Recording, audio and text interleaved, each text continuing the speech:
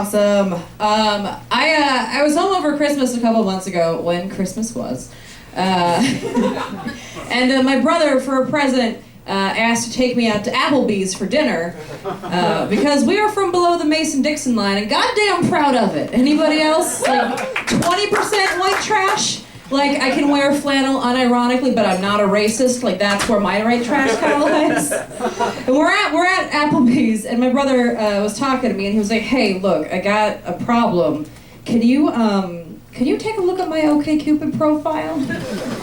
Like, nobody is messaging me." And I was like, wait a second, baby brother, kid who learned what stoning was in Sunday school and then did it to me for 5 years of our childhood, you want me to take a look and help make you more fuckable to strange women. That's what you, blood of my blood, is asking me to do right now. Okay, fine, we'll take a look. So I took a look at his OkCupid profile, and I was like, well, maybe we don't mention booze 5 times in 3 paragraphs. While also making your screen name Crunked on a Mountain. That's just... Do you want a bro or a lady? What are you looking for right now? He started getting mad at me, and he was like, don't judge me. And I was like, okay, hold on, don't get mad. Like, I might not necessarily be the kind of person that you're looking for anyway. And he was like, yeah, don't worry. I would never want to date anybody like you.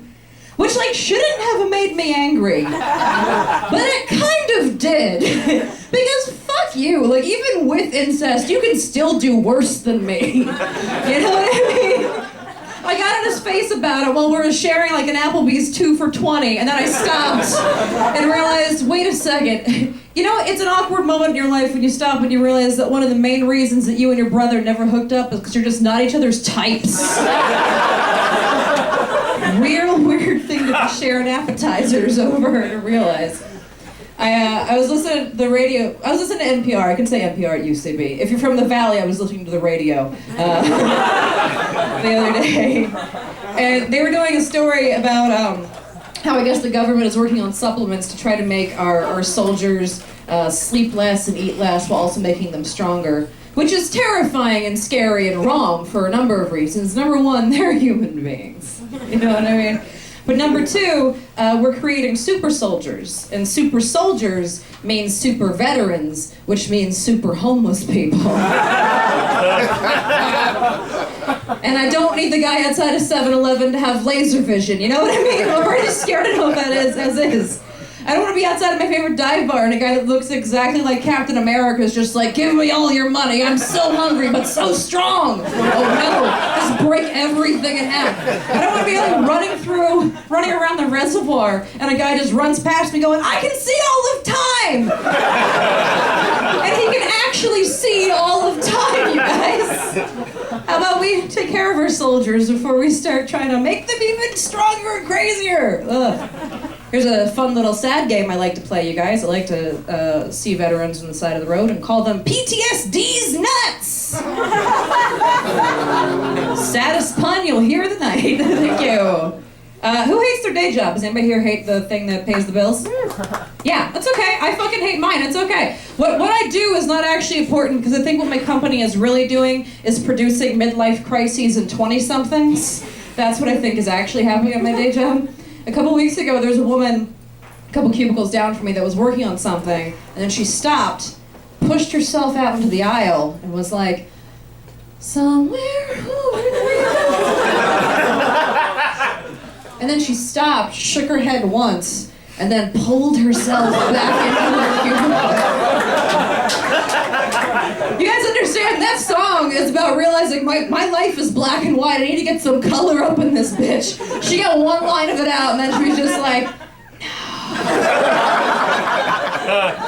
The only rainbows in my life will be the ones that I work on the Excel sheets that mean nothing. Oh my God, it's so sad. A couple of years ago, 6 of the women that I work with got pregnant at the exact same time.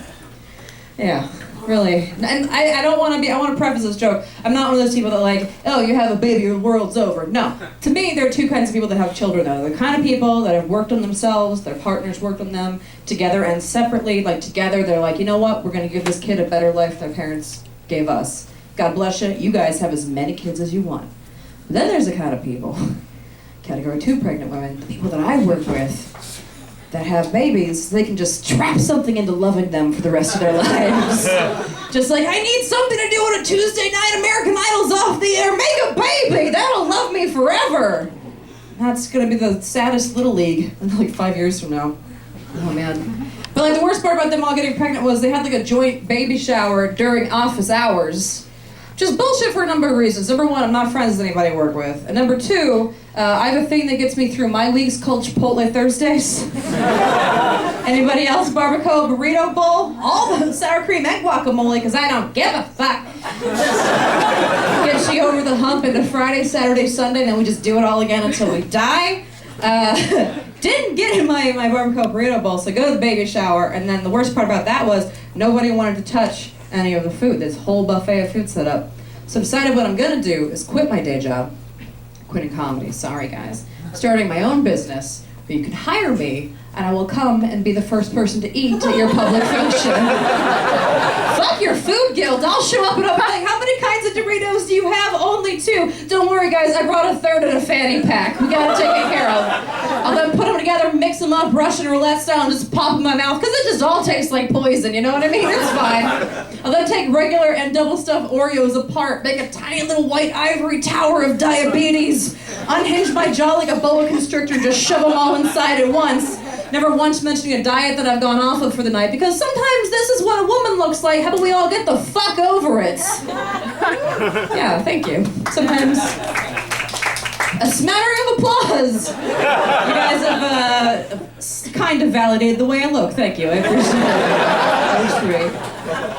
Which I'm fine with. It's fine. There is like this weird moment, like there's so many different kinds of women in the world, but there is one thing that kind of unites all of us, where there is one day in every woman's life where you wake up and you realize that no matter what you do in this world, there will be at least 3 strange men that are going to masturbate to you at least once a week. That is a sad, weird truth that every woman faces in this world, of all shapes and sizes and colors. It was just like, you'll look, walking down the street, and you'll make eye contact with a dude for like a second too long, and you're like, oh no. You've been put into a bank that you never wanted to be a member of.